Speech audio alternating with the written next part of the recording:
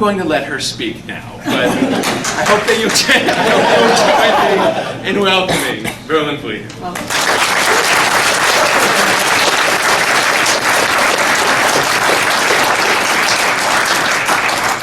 Thank you, Corey.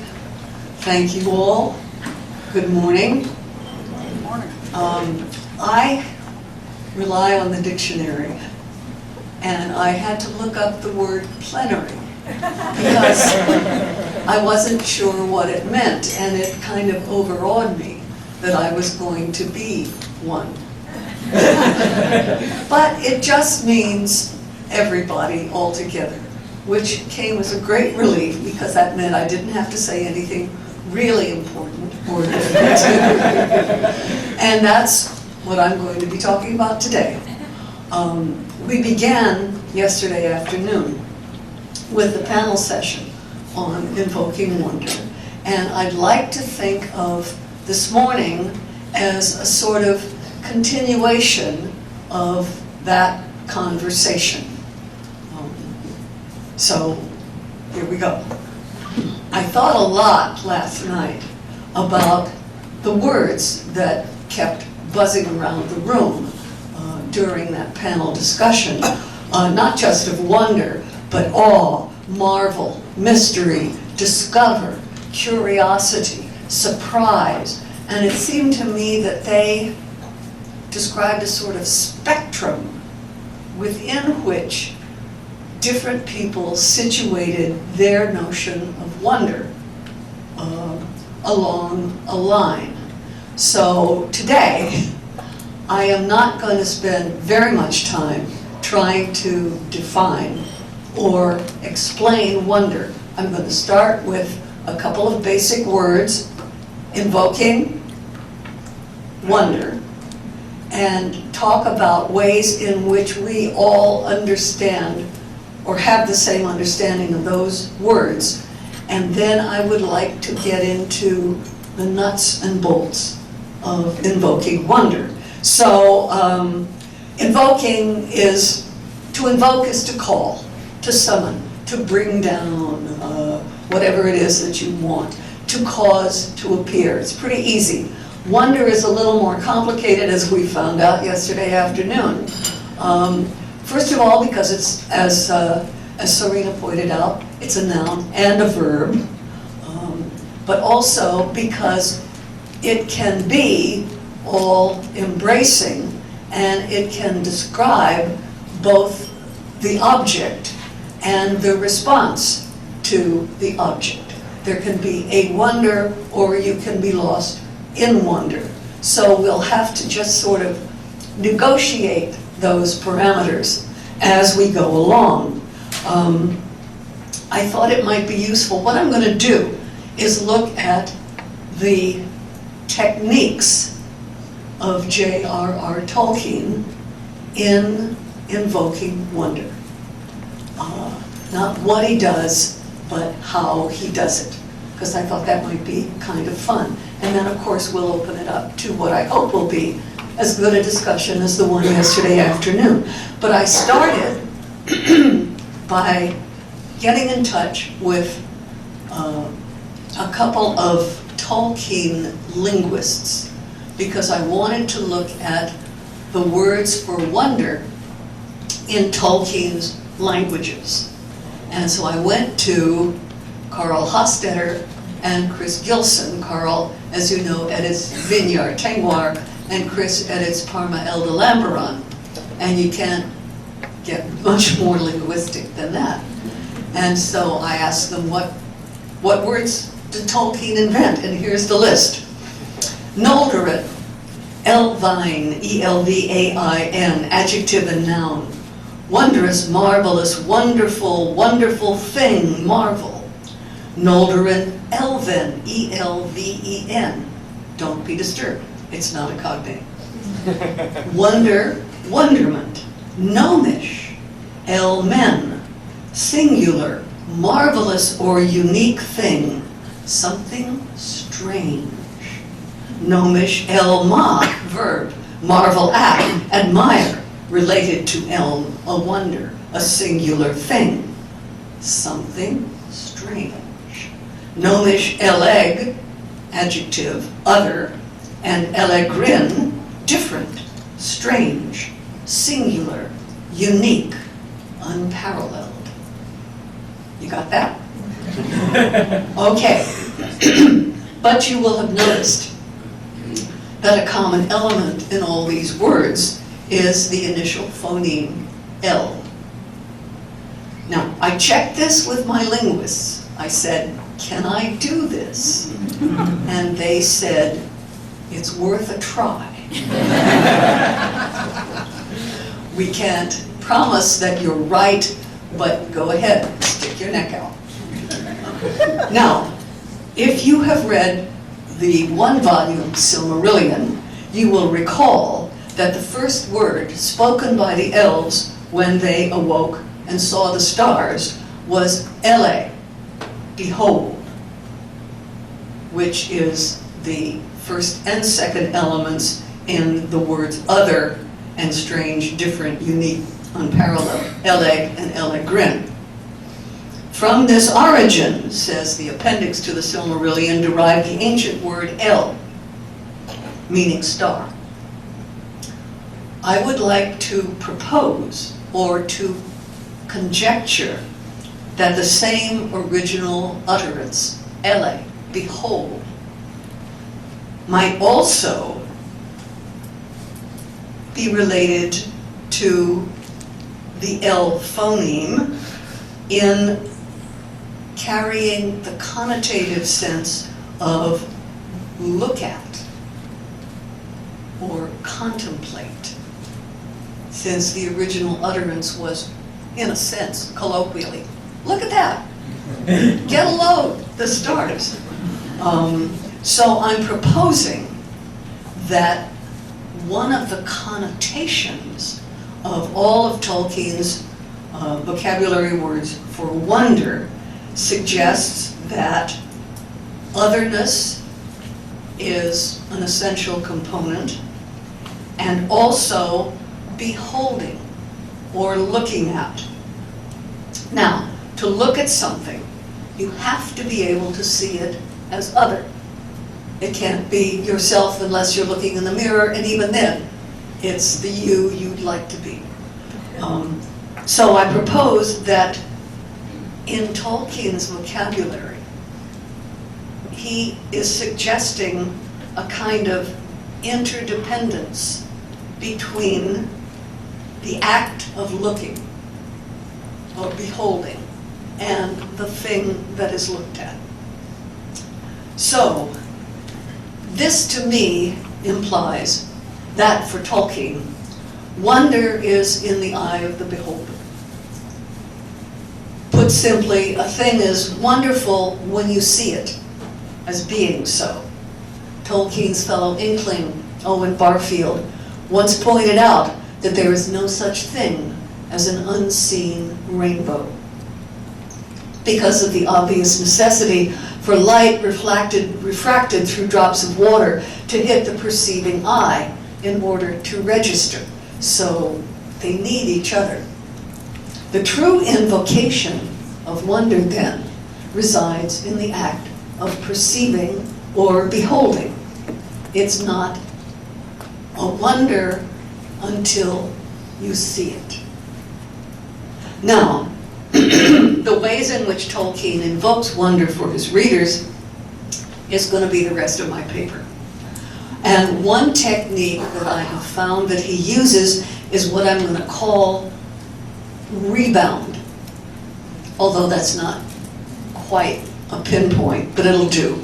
It's the process by which attention seemingly directed at one object is in fact deflected to look at another object, like a carom shot in billiards. Any pool players here? Okay. Any high-ally players? Okay, well, the process is when the ball is bounced off one ball in order to direct it to hit another ball or a further ball, in order to have it fall in the pocket. And it's a very simple device, actually, not in pool, but in literature. And Tolkien is certainly not the first to use it. Hemingway used it all the time, but he is one of the best at it. And in the example of LA, which I started with, what is happening is Tolkien is having the elves see the stars, and the ball then rebounds from the elves as viewers to the stars in order to deflect back and hit the reader, so that we see the stars in the way that the elves saw them, as something wonderful. Okay, so far everybody got the geometry there? Now, once you know to look for it, you can find this all over Tolkien's work. My first example is going to be the scene in The Hobbit where Bilbo descends the tunnel into Smaug's lair. The narrator tells the reader, and this is a quote, "After a short halt to go on, Bilbo did, and you can picture him coming to the end of the tunnel. Through it peeps the hobbit's little head, rising from the near side of the rocky floor, and there is a great glow, the glow of Smaug." First of all, there's direct address. Not behold, but you can picture. You, the reader, you gotta do it. It's your story. You've gotta do the work. And there's a change from third person to second person, which changes the focus. There's a change from past tense to present tense. Suddenly it's not Bilbo did this, but you can see him right now as he is peeping down the tunnel and seeing the glow of Smaug. So the whole thing has become much more immediate. And you can picture is the kicker. It's the invitation that pulls the reader into the story. It makes you both an observer and a participator, a co-creator. So I'm suggesting that you can picture has the same rebound effect on the reader as the elves behold. It makes us look at Bilbo, look at Bilbo, looking at the glow of Smaug. And that's what Tolkien wants us to see. So far, so good? Okay. He does the same thing, only a little more elaborately, with the Arkenstone, but he adds some extra bounces. Here's a quote. "The dwarves sat near the door and watched. They saw the little dark shape of the hobbit start across the floor, holding his tiny light aloft. They saw him stoop and for a moment and look down. The great jewel shone before his feet. Bilbo's arm went toward it, drawn by its enchantment, and they saw, and then suddenly they saw, and you see coalesces, and you see Bilbo stoop and pick up the Arkenstone. And in place of the glow of Smaug, we've got the Arkenstone beheld by Bilbo, who is seen by the dwarves as pictured by the reader. And again, the ball is going from one to another in order to hit the real target, which is not the dwarves, not the Arkenstone, it's the reader. And this is how Tolkien is making us see the Arkenstone as more than just a glittery little ball. It's a wonder. But the trajectory flows so smoothly that it's really kind of hard to keep track of how many rebounds it takes for the ball to hit the pocket. I think that Tolkien may have discovered this technique in The Hobbit and refined it in The Lord of the Rings, where he uses it, I think, a little more skillfully. So I'm going to try with another couple of examples. Here's one that I think you will all recognize. Frodo stood a while, still lost in wonder. It seemed to him that he had stepped through a high window that looked on a vanished world. A light was upon it for which his language had no name. All that he saw was shapely, but the shapes seemed at once clear-cut, as if they had been first conceived and drawn at the opening of his eyes, and ancient, as if they had endured forever. He saw no color but those he knew, gold and white and blue and green, but they were fresh and poignant, as if he had at that moment first perceived them and made for them names new and wonderful. You recognize it. This is Lorien as seen by Frodo after his blindfold has been removed. Now, Tolkien is not describing Lorien. He is describing Frodo seeing Lorien. He's already described Lorien for the reader, and it's green and gold and white. But it's not wonderful, maybe beautiful, maybe scenic, but there isn't that final spin that takes it out of the ordinary. That comes with the Caron shot, when Tolkien has us look at Frodo looking at Lorien, and we learn that he is lost in wonder. The further twist in this instance is that the wonder of what he sees, and this takes us back to the previous description that we've already had, is its familiarity. He saw no color but those he knew. He is seeing for the first time what he has always known. Now, this is what Tolkien describes in the fairy story essay as recovery, the regaining of a fresh look at the ordinary. And Tolkien does it by first having us see Lorien and then pulling back so that we look at Frodo and see Frodo seeing Lorien at the opening of his eyes, because he's just taken off the blindfold.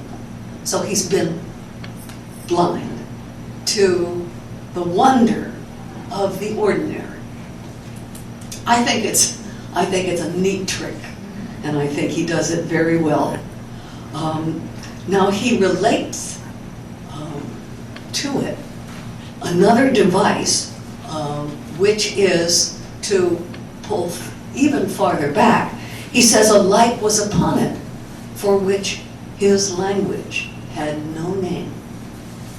He doesn't say, I have no name for this. He says, Frodo has no name for it. But if Frodo doesn't, then we don't either. And the removal of a name then makes us see that we have to look at this as something new and something wonderful. He does the same thing with the Hobbit when Bilbo is in the dragon's cave, and the narrator says there are no words left to express his staggerment. And then he invents a word to express it. One of the most subtle uses of what I'm calling rebound comes in a scene which I referred to yesterday because it was the one that caused wonder in me when I first read The Lord of the Rings. It's when the captured Frodo and Sam are released by Faramir's men. Here it comes. Then came the voice of Faramir, close behind. Let them see, he said. The scarves were removed and their hoods drawn back, and they blinked and gasped. They stood on a wet floor of polished stone, the doorstep, as it were, of a rough-hewn gate of rock opening dark behind them. But in front, a thin veil of water was hung so near that Frodo could have put an outstretched arm into it. It faced westward. The level shafts of the setting sun beat upon it, and the red light was broken into many flickering beams of ever-changing color. It was as if they stood at the window of some elven tower, curtained with threaded jewels of silver and gold and ruby, sapphire and amethyst, all kindled with an unconsuming fire. I still can't read that without an intake of breath. And when I first read it, as I said yesterday, it took my breath entirely. I had to stop reading. I had to pull myself together. I was, as Frodo was in Lorien, lost in wonder. And I thought, how does he do that?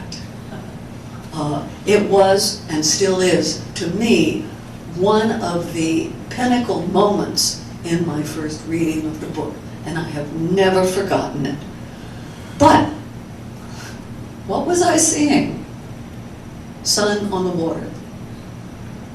Nothing that I hadn't seen before, nothing unusual, except that it fits perfectly Tolkien's definition of recovery. Seeing the familiar as if for the first time, like the elves behold, or the hobbits you can picture. I suggest that Faramir's let them see, which emphasizes the removal of the blindfolds so that sight is restored, implicitly includes the reader in the command. So that when he says to his guards, let them see, Tolkien is also bringing the reader in and removing the blindfold from our eyes. We see, as if for the first time, what we have been blinded to. The beauty of the ordinary. And if that isn't recovery, I don't know what is. For contrast, I will go to another creator of wonder, another writer of fantasy, Tolkien's contemporary, E.R. Edison. Any Edison fans here?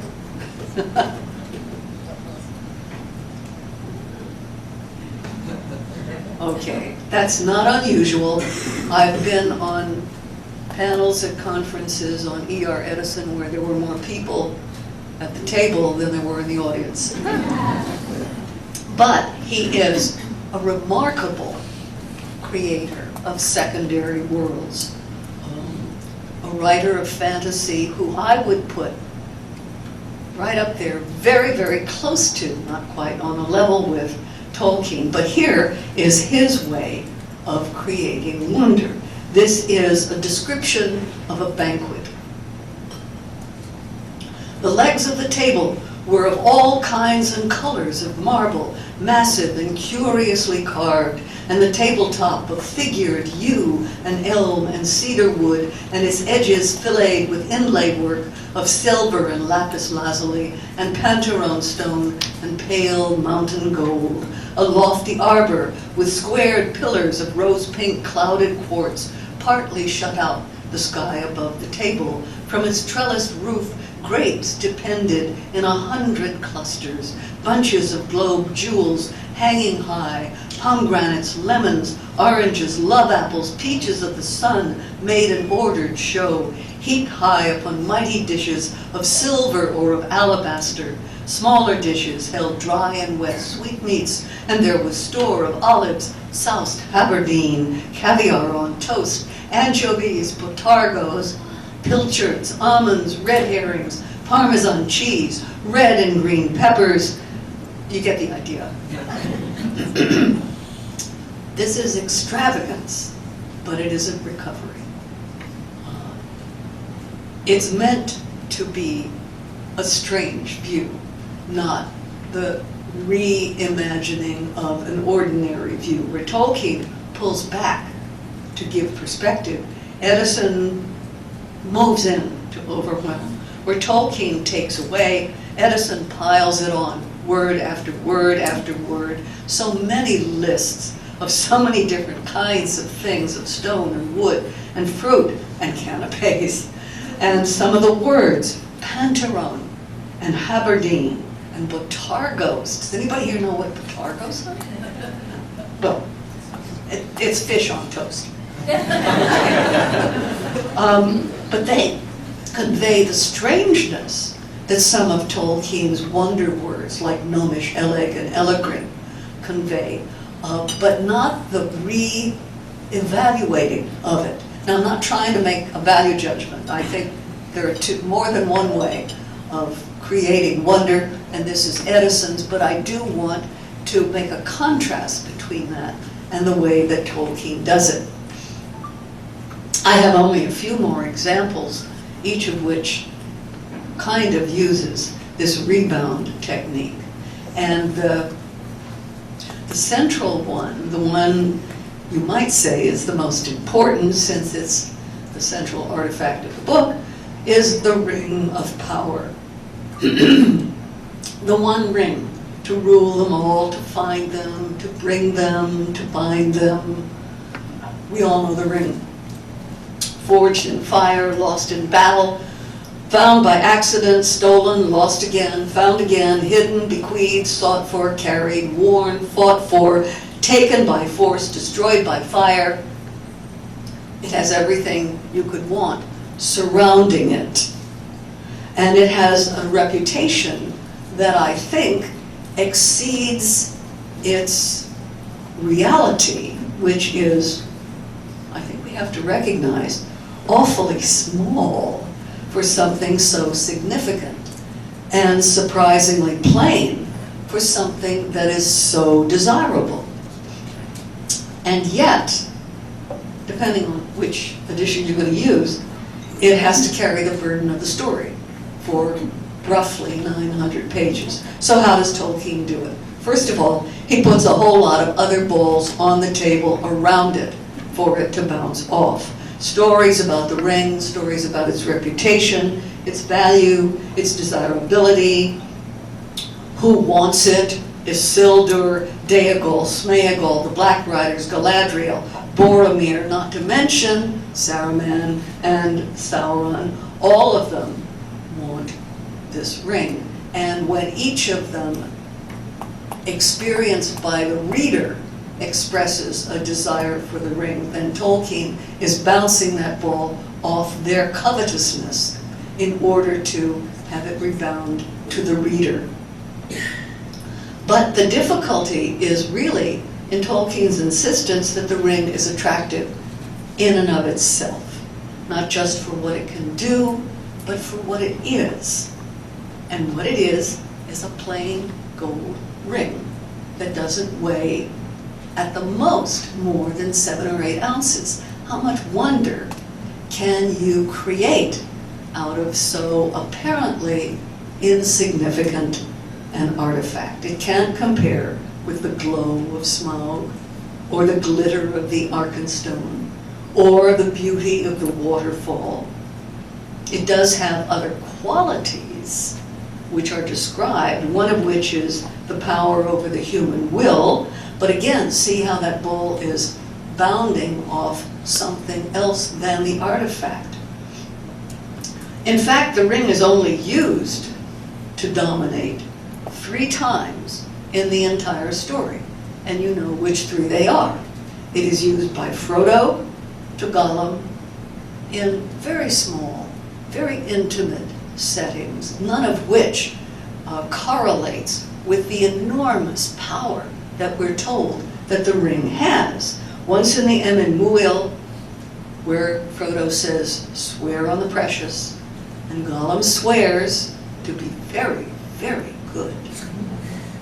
And he is, mostly.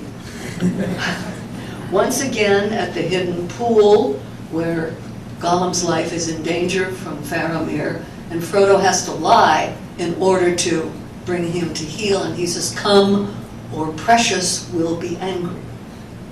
And Gollum comes, reluctantly. And the last time on the path to the Samath Naur, when Frodo orders him to be gone and trouble me no more, which he does, temporarily. But for a super weapon, that's not much of a field test. Not much better is its original ability, left over from the Hobbit, to confer invisibility, which is useful in a pinch, as with Bilbo, and to escape Gollum. But as with any such invisibility gimmick, things go back to normal when you take it off. It has no lasting effect. Frodo seems little harmed when he puts it on and then takes it off in the house of Tom Bombadil, or when he does it again at the common room of the Prancing Pony. Invisibility only becomes ominous at Weathertop, where it does send Frodo into a kind of mental and emotional half-world, where things are shadowed and only shadowy things seem real, which works as a picture of mental deterioration, of a mind's withdrawal from reality. But again, we're not looking at the ring. We're looking at Frodo and what is happening to him. And there's a kind of U-turn which reverses wonder from awe-inspiring and astonishing and marvelous to omen-bearing and portentous. The whole thing kind of darkens and the cellos come in.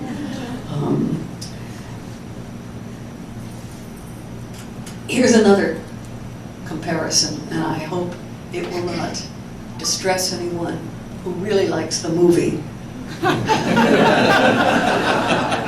But the Peter Jackson film has a famous shot in many posters of Frodo looking at the ring in the palm of his hand. You know the one I mean. Well, the ring is shiny and round, as rings are wont to be, but there's not much more you can say about it in a photograph. When my daughter-in-law, who never read the book, was taken by her husband, who had, to see the movie, she said, "That's the ring." I could get something better at Target. Well, I think she was right. In terms of picturing it, there really isn't much that you can invest the ring with. But in the story, in the narrative, here's how Tolkien does it. Frodo drew the ring out of his pocket again and looked at it.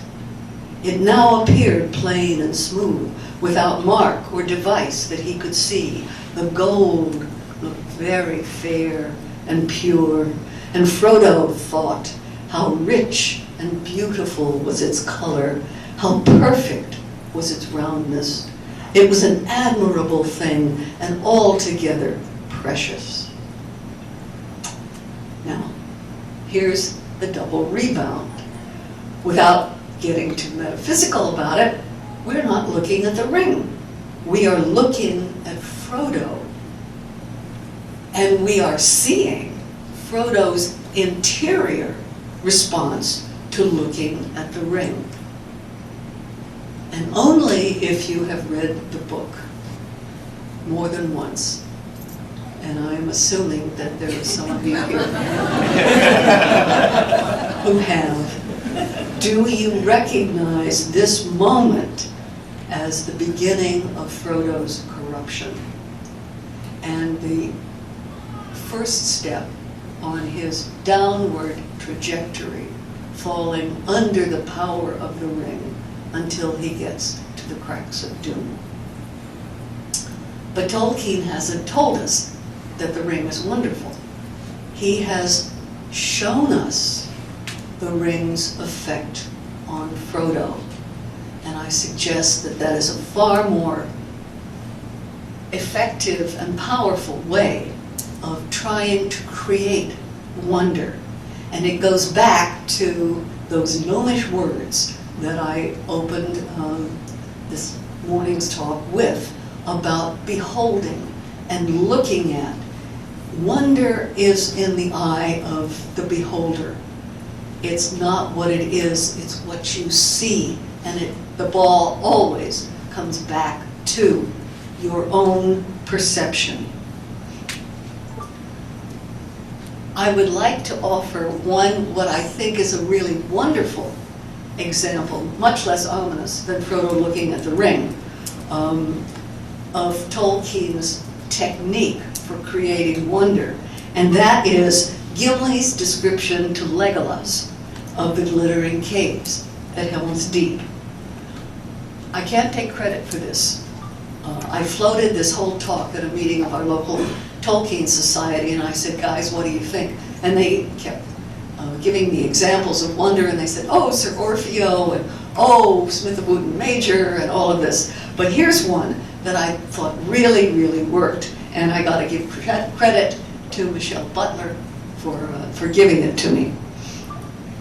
Here's Gimli talking to Legolas. When the torches are kindled, oh, then, Legolas, gems and crystals and veins of precious ore glint in the polished walls, and the light glows through folded marbles, shell-like, translucent as the living hands of Queen Galadriel. Are you comparing this with Edison? It's the same kind of catalog, but it's very, very different, because Edison is throwing words at us, one after the other after the other. Gimli is trying to convince Legolas, who is very, very skeptical. He continues, there are columns of white and saffron and dawn rose, Legolas, fluted and twisted into dreamlike forms. They spring up from many colored floors to meet the glistening pendants of the roof. Wings, ropes, curtains as fine as frozen clouds. Spears, banners, pinnacles of suspended palaces. Still lakes mirror them. A glimmering world looks up from dark pools covered with clear glass. Cities such as the mind of Durin could scarce have imagined in his sleep.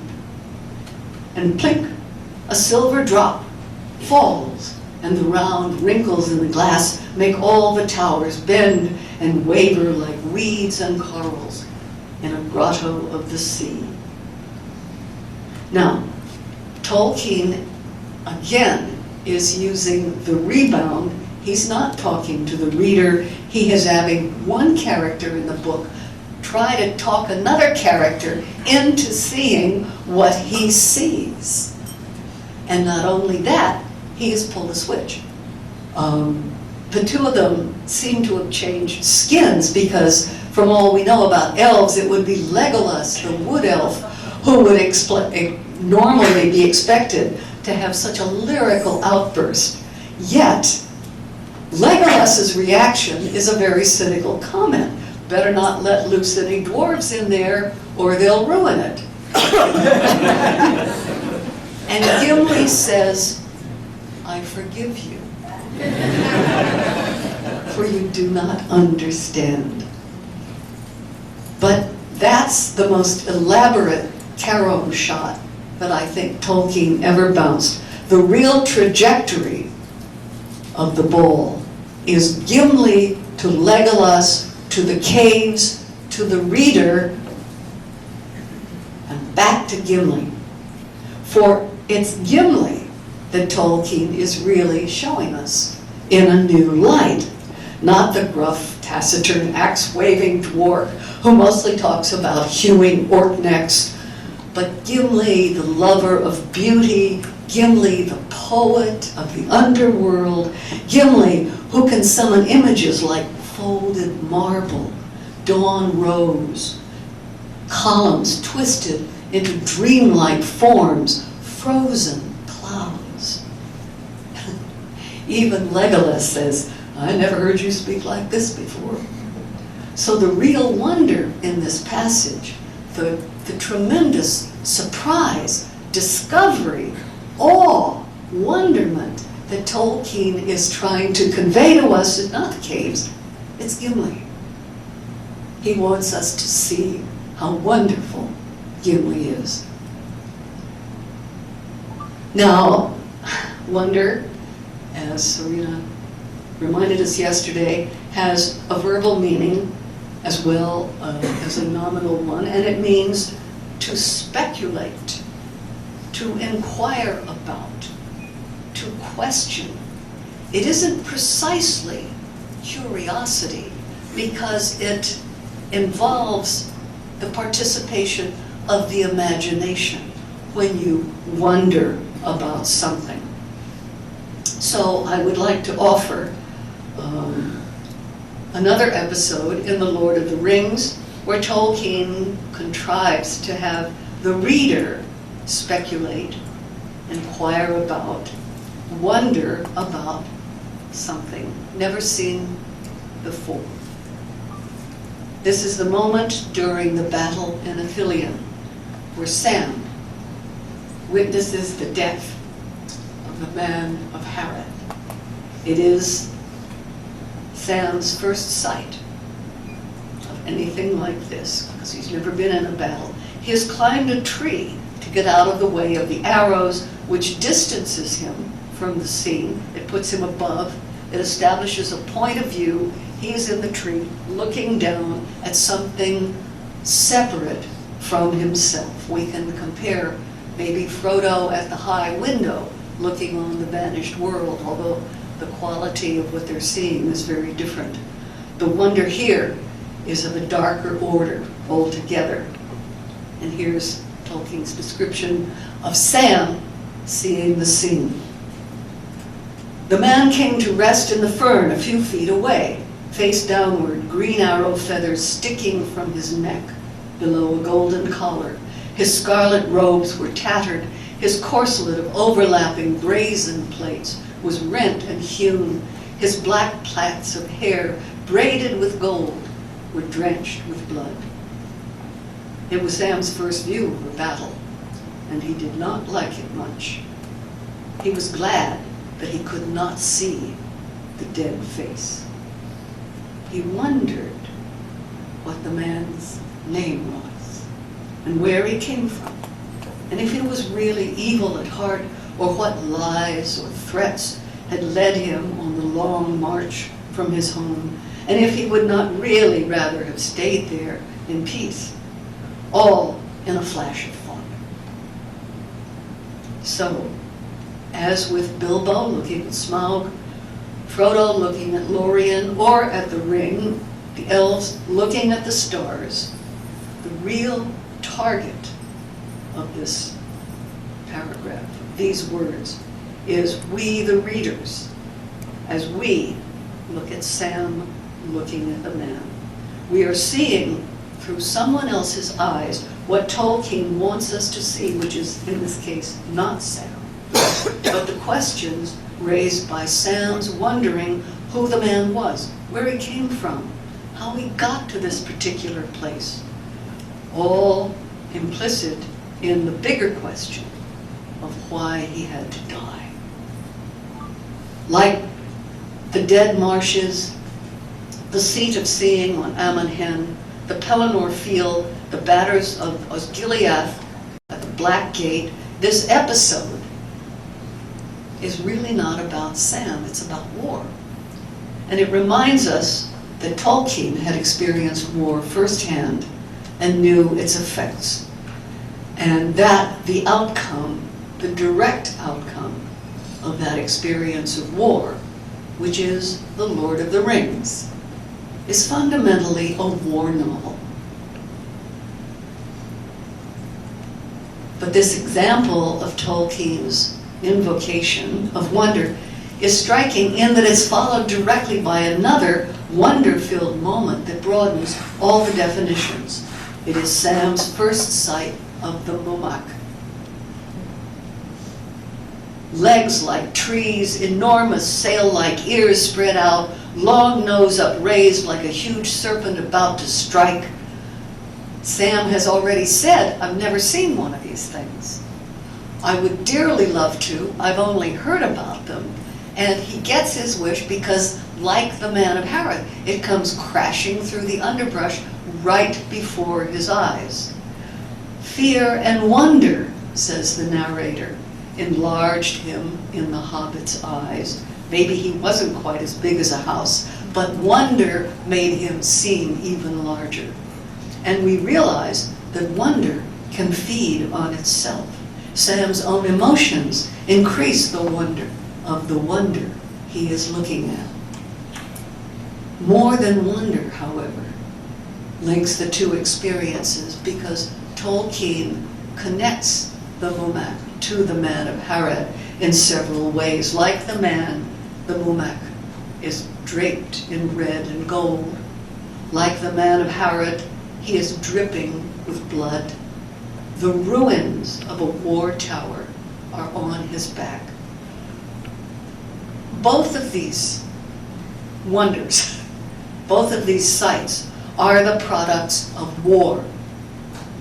And then Tolkien takes it even farther, because from wonder he takes the description all the way into terror, which we mentioned yesterday as one pole of wonder. The Womack's blind wrath carries him forward, arrows bouncing off his flanks as he tramples and crushes the men in his path, and rides out of the story into some other dimension. In the space of a few lines, Tolkien has turned wonder inside out and changed a beast of burden and a wonderful sight for Sam into a war machine that crushes everything in its path. That trick is, I would suggest, a wonder in itself and a testament to Tolkien's art, to his craft, to his ability to evoke obliquely, by indirection, by rebound, the sense of wonder, not in the text, but in the reader. So, I hope that that's one takeaway for you about the genius of the man who, in a sense, has brought us all together this morning. That he had specific methods for conveying wonder that he developed and that he refined over the course of his writing experience. The frontal attack of the elves saying, "Behold," or the Hobbit narrators saying, "Picture this," developed and refined as Tolkien's art developed into his ability to bring the reader in and put the reader looking over someone's shoulder, looking into someone's heart, as with Frodo, but always seeing through somebody else's eyes what Tolkien wants the reader to see, whether it's the high window looking at Lorien, Sam in the tree, Frodo at the waterfall. Time and again, when Tolkien wants to elevate something out of the ordinary, he uses his readers in order to do it. He puts them to work in the service of his story and puts them within it by having them look through someone else's eyes. Another takeaway is that while he can evoke it for its own sake, as E.R. Edison does, I mean, that banquet table makes me hungry every time I read it, but I don't gasp when I read it. The scene with Bilbo and Smaug, like many of the others, serves a larger purpose. With Bilbo seeing Smaug, that's an introduction to the psychologically much more powerful scene of Bilbo seeing the Arkenstone, leading to his theft of it and his moral fall from grace, which is in a sense one of the pivots of the story. As Tolkien's art developed, he came more and more to summon wonder, to invoke wonder, in the service of some larger theme. Frodo and Sam at the waterfall invite us to see the transcendent in the familiar, which is one of the highest aims of fantasy, as Tolkien says in the fairy story essay. But the vision is also there to invoke Valinor in the West and the larger subject of Tolkien's whole Silmarillion mythology. Frodo at the high window, his apprehension of Lorien's colors as pristine and untouched by time or custom, serves Tolkien's larger and darker vision of Lorien as a lost Eden, as a paradise that is really beyond our touch anymore. The glittering caves shed a new light on Gimli. Sam's view at the Man of Harad goes beyond what he wonders, to invoke the tendency of large powers to use small people for their own ends. He wonders if the man was lied to, or what brought him to where he was. his initial wonder and subsequent horror, and the reader's horror, on first seeing the Womack remind us of the inevitable, terrible, unnecessary destruction and loss brought by war. Because the Womack is not targeting anything. He's just a destruction machine. And he is crashing through, destroying everything in his path without caring. Well, I've only scratched the surface of this. I think there's much, much more to be said, and I hope that you all will go out and discover it.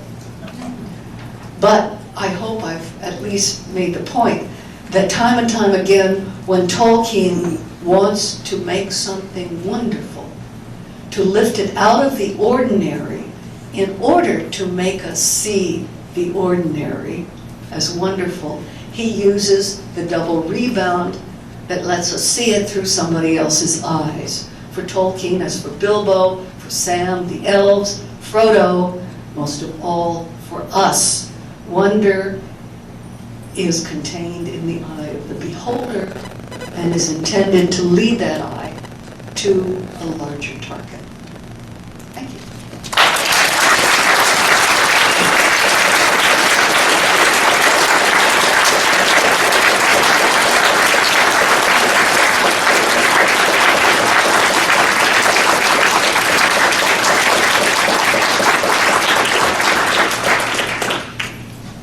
Got questions? Yes. Thank you. That was a fantastic paper. I was thinking again about between yesterday's discussion and then today that we've really kind of honed in on wonder. It's not intrinsic. Something, a coffee cannot be wonderful. I find it wonderful. Yeah. I know. No, but think about it though. It's not wonderful. It's an anthropogenic Yes. thing. A thing itself cannot have an intrinsic property of wonder. It is only wonderful when we behold it as wonderful. So that's the invocation aspect of it. Yep. So I thought it was very thought-provoking to think about how it seems now Tolkien being so careful to only use wonder through the lens of one of his characters. Isn't that clever? Yeah. Because, you know, when I started looking at not the thing itself, but how he does it, I was awed at his technique. Yeah. Adrian. I love that paper. I sort of wonder, how is it after all these years somebody can come up with something new to say about Tolkien? This is kind of new. But there's a piece that you invoked in me when you mentioned the rainbows. There seems to be a third element. You've got the extraordinary, you've got the beholder, but you also have to have someone hear and say behold, and You have to have somebody point it out? well, you have to have somebody to point it out to. So if the elves Yes. said behold, they had to say it to each other. That's what I was thinking, and I recall back what somebody said yesterday about Yes, sharing sharing. wonder with your children. It's a sharing that makes it truly wonderful. Tolkien is sharing his with us, we're sharing it with each other. And I thought also of the reverse of that he shows, with those who won't share. Like, I call it the Ungoliant thing of wonder, the ones who want to possess it and take it in. Right. That's an opposite thing, and it's But I think you're absolutely right. If somebody says behold, they have to be addressing somebody. And of course, the whole act of reading is that interchange between the author and the reader. Yeah. Yes, sir. Well, for what you did with the word wonder, I would love to just spend my life with you in a dictionary. And take every word as it comes and learn so much more about the word. Well, with the dictionary, you couldn't go wrong. Nah, but you add a lot more to it. You do. Yes. Building off of what someone over there said, I liked how you sort of touched on how the characters relaying their wonder and how it serves as like to relay wonder to the reader also tells us about the characters. Like with Gimli describing Yeah. all the glory of the caves to Legolas, describes not only the caves but also tells us about Gimli and how he can see all of that. And so when Sam sees like the dead body, it tells a lot about what Sam has and has not experienced, as well as the horrors of war. Yes. And so a more stoic character maybe, who's like, oh, I've been around lots of battles, I've seen lots of bodies, Yeah. would not react to it like that. He'd just be like, yeah, that sucks, and then move on. But Sam, like, stops and thinks about it, because he's never seen it. And so Exactly. it's not only like how they look upon something and think about it, but also if they do to begin with, and how they react to it. Sure. And I think that's really cool that you talked about that, as well as like how Tolkien described the wonder that he wants to impart onto the reader and also the character at the same time. You bet. I was just in awe of his technique, and I've probably read The Lord of the Rings about 50 times, but not until I had to get ready for this conference did I really appreciate his skill, not his genius, not his imagination, but his technical proficiency in manipulating a narrative. Serena, you had your hand up. Thank you. I was really struck with how this theory you're saying about wonder and the beholder is so influenced by Barfield, but also by Hopkins. Do you know how much Tolkien worked with Hopkins' works? Or I don't. corresponded with them? He couldn't have missed it if he had a good public school education, and he did. But I haven't run across any particular references to Hopkins. All of those guys, certainly Barfield would have known him, Lewis would have known him, Dyson would have known him. Yeah, there's this whole background of a good English education that takes all of these things for granted as things that everybody knows, which as Americans we do not have access to. Our system of education is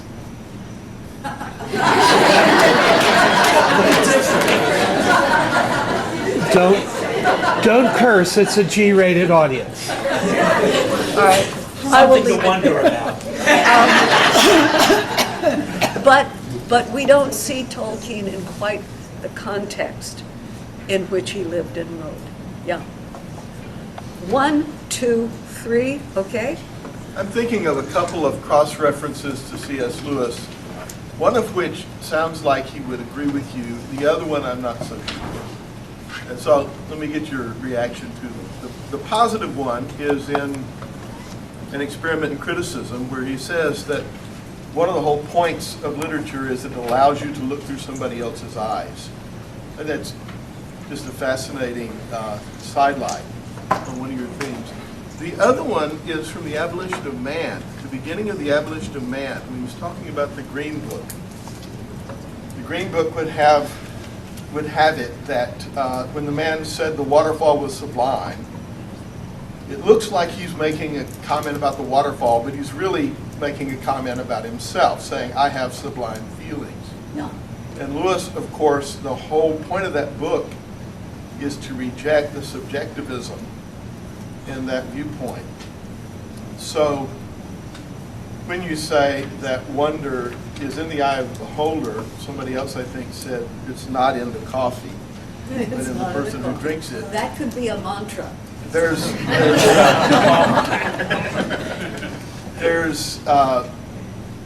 clearly the subjective element is there, but Lewis, I think, is wanting us to see that unless the object has these qualities, there's nothing to respond to.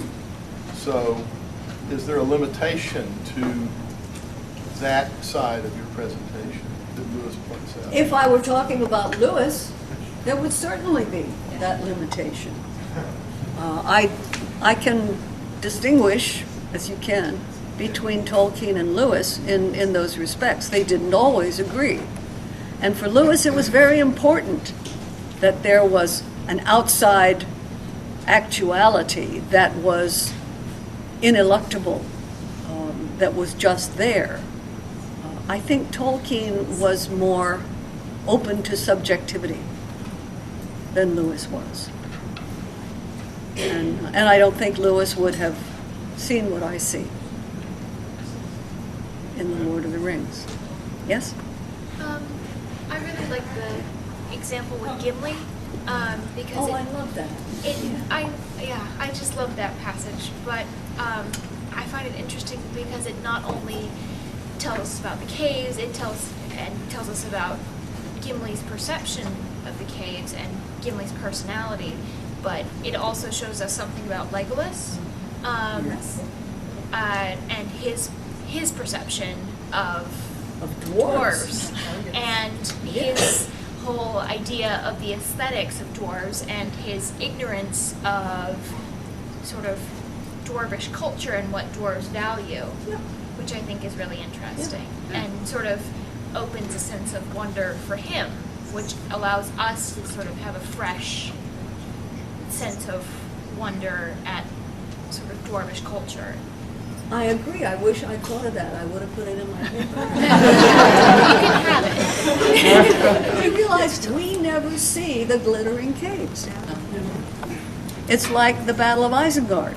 Legolas refuses to talk about them afterwards. Yes, yeah. So there again, there's that absence. It's beyond my powers to describe.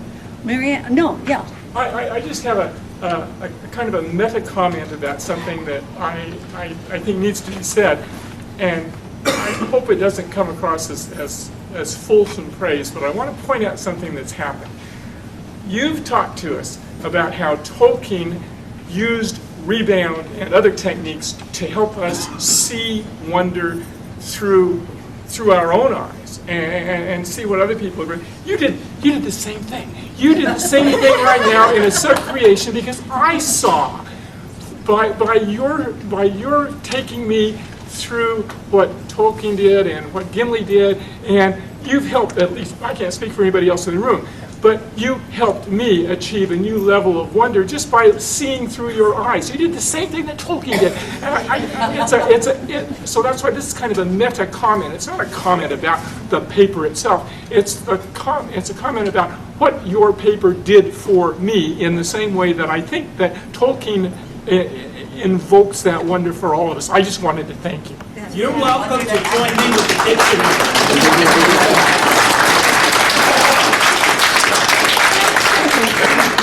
I mean, there's no reply to that, but thank you.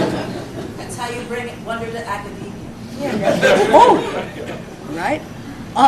Mike, Okay, so 4 rows back and 5 rows back. there's just a lot to chew over there, and I find myself in basic agreement. And as I was saying last night, in 15 years, I've never actually won an argument with you, so I don't know if I'm even going to try here. I think to me that the thing that jumped out of here was the sense of wonder is not in the text, but in the reader, is very much what separates Tolkien from his time frame other writers at the same time frame. You bet. Which is I don't really care that I'm showing off, look at how well I'm writing here. That makes it different.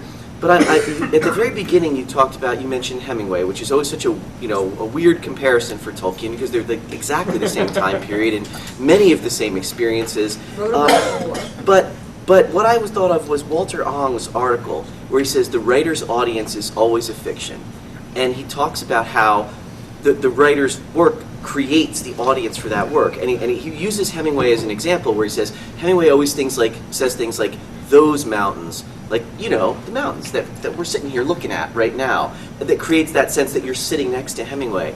But what I realized in your talk was that Tolkien does it not by making that you're sitting next to them, but you're inside one of the characters in the story. It's always filtered through that. So that's like my least knowledgeable character hypothesis. But what your work does here, adds to it, is shows how to get how to get you inside that least knowledgeable character in all those circumstances. And I just, it also reminded me of the article that John Ratliff wrote that we published, where he compares it to Belair's Face in the Frost. Yes. And what you see with Tolkien is it's Belair's Face in the Frost is how I think we all write. It's like, okay, now I'm going to describe the cold and and Tolkien thinks is now I'm going to describe how Pippin would feel the cold and see it. And it is one of the things that sets him apart, I think.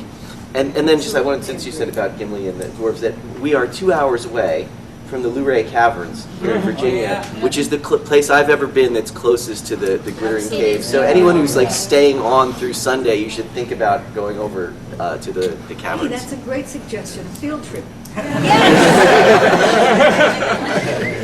Yes, sir. If I can respond to sort of the Lewis question a little bit, first of all, the rebound effect is the main way I think that Lewis does invoke wonder throughout the Chronicles of Narnia. Like, if I think back to my very first senses of wonder as a child, it came through those books. Because Lewis does descriptions all the time, like, have you ever seen, do you remember when, if you have ever seen ... and then he'll say, now it's like that, but this is happening. He's addressing the reader specifically, and he's rebounding off of the reader's own experiences to try to create that effect. And he gets more artful about that as he goes along. So it's much more complex in the Silver Chair, where he's rebounding it off of Eustace and Jill's school experiences instead of the reader's own experiences. Don, But what also, would you say?